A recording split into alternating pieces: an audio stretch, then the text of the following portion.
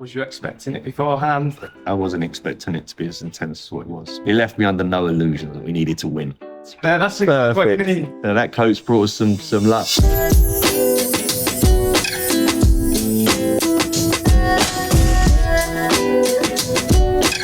It's been such a good season. There's so much I want to talk about. The first East Lancashire derby, I think years ago, Graham Souness said, it's not the biggest derby you'll play in or manage. When he was Blackburn manager, he said, but it's one of the most fiercest, vicious ones. Robbie Savage said the same as well. Was you expecting it beforehand? I wasn't expecting it to be as intense as what it was. Yeah. I think it was the first thing people referenced to me when I first came here. Obviously, we played them very early in the season, third game or whatever it was, and it was something that was referenced to me very often. And I think probably the away game felt even more because of the sheer vast volume that we had there as well in terms of our support, our away support. And I felt every bit of it really. Yeah. I've been involved in some derbies, but yeah, that felt pretty intense. It was a great. It left me under no illusion that we needed to win. Good. And we did. Yeah. That was probably one of the first hurdles for the season. From the Blackburn game at the start of the season to Sheffield United just a few weeks ago. Talk about that game because there was a lot of nerves around the town at the time. As the manager, how were you feeling before? Did you think we're confident we could do it? I was very confident we could do it. Great. Yeah, for sure. I was very confident we could do it. I felt what would be key was just how calm we were leading into the game. We needed to be calm, composed, single focused, and excitement about us and enthusiasm. It was a one-off game for us, as in you win it, you're promoted. You could look at it as if it was a one-off playoff final. There would have been another opportunity, of course there was, but we put ourselves in an incredible position with 3 games to go, that we had the opportunity to win the game and get the objective done, really. And for that, what I did trying to sell around the lads was an excitement for that. And we deserved for that to be the case.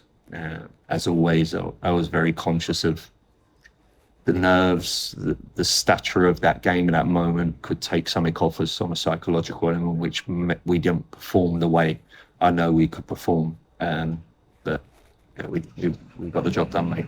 What I loved at the end of the game, and I know you don't do many interviews and quite a private guy, but you went straight up to your family afterwards. Yeah. Yeah. Why was that? Was it just I don't know. They see everything, don't they? I think that's probably what it was.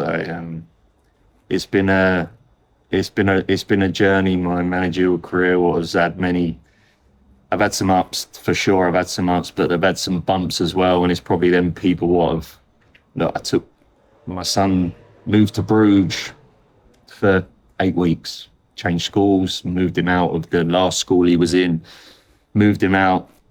I get the sack, bring him into Manchester, a 10-year-old little boy who's had to sacrifice my wife as well. My wife's had to follow me all over the country for however many years now, be that support mechanism, see the highs, see the lows, and I suppose in them moments it's that commitment that you appreciate, I suppose. And yeah, I hope in them moments it's a justification, or well, I know they're just as delighted as me, really, and just show my appreciation for all their support, really. Yeah, I thought it was a really sweet and genuine moment. Yeah, cheers, mate.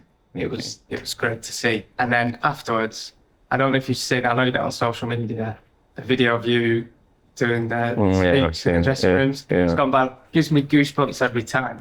So it's like, I don't know if you've seen it, but it's, you're there, you've got a beer in your hand, the fans are in the background singing. Yeah, it's lovely, isn't it? And it was a great moment. Yeah. Really. Did you know the cameras were recording at the time? I didn't know. I knew that our club photographer was in there. I didn't realise that the cameras were in there. I suppose that's where I'm in my most comfortable space, to be honest with you. I'll be honest with you.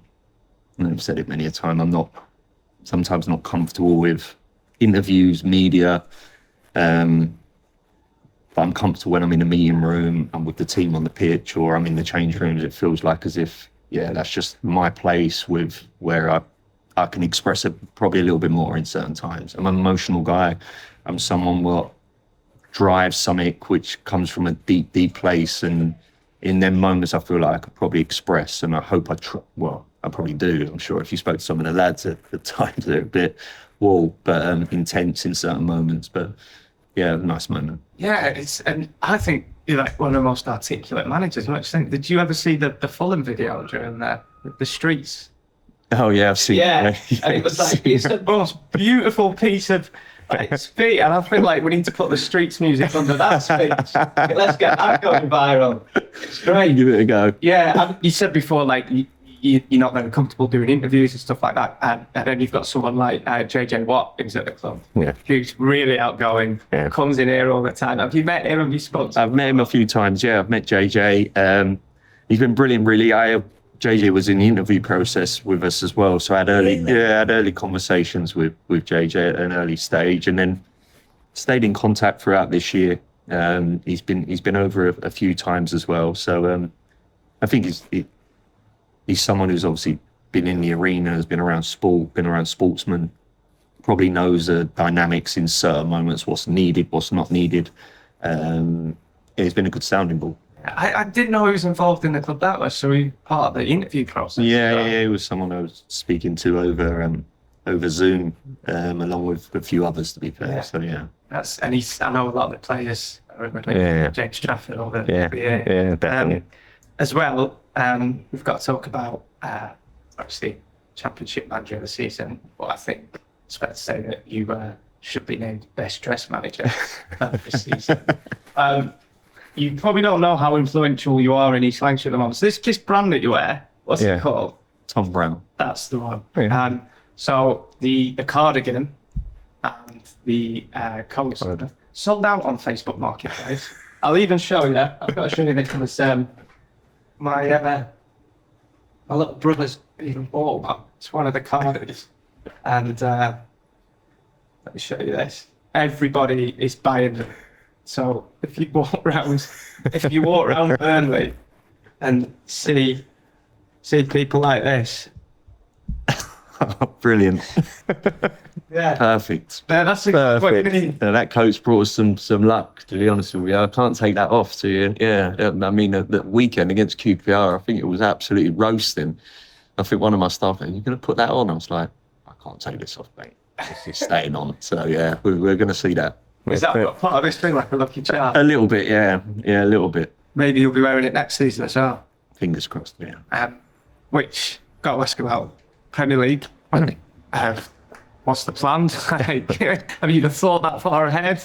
I've not really, George, I'll be honest with you. I've not. I said to myself a little while ago, I sometimes just live the moment a little bit. And of course, as quickly as I say that, we've got eyes on that. People certainly at the football club have got eyes on that.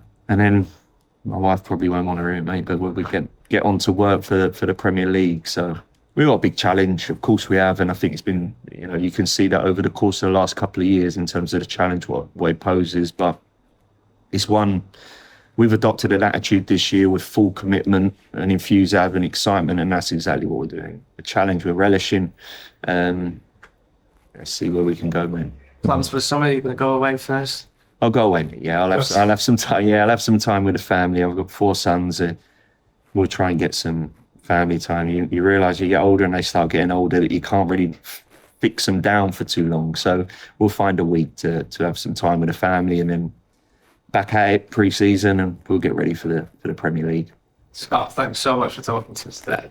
And look, on behalf of everyone at the town and everyone at the club and all the Clarence fans, it has been a fantastic season, and thank you for getting us promoted, because for our little town to be in the Premier League, it means the most. So thank you so much. Bless you, mate. Thank you, mate. Good luck for next season. Cheers.